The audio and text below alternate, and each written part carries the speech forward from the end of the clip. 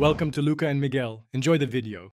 You begin by confirming the essentials, update Roblox and your OS, then restart the game. Once done, close background apps and disable overlays because they often conflict with network or graphics threads. Make sure you use a wired connection or a stable 5 GHz Wi-Fi to reduce packet loss and latency spikes.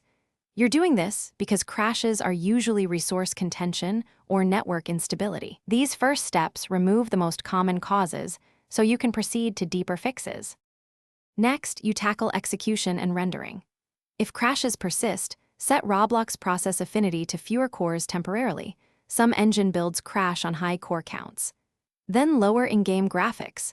Turn off reflections, shadows, and reduce draw distance to cut RAM and GPU scheduling pressure.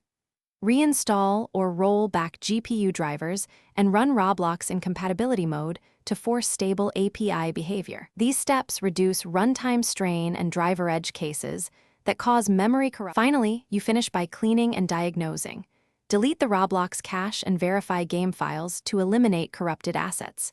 Then test using a clean Windows or Roblox account to rule out profile corruption.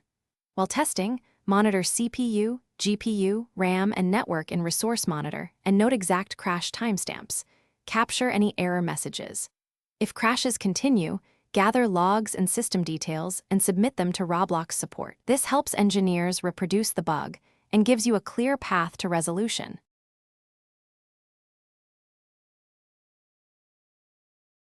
Thanks for watching and please subscribe. It's the best investment you'll ever make.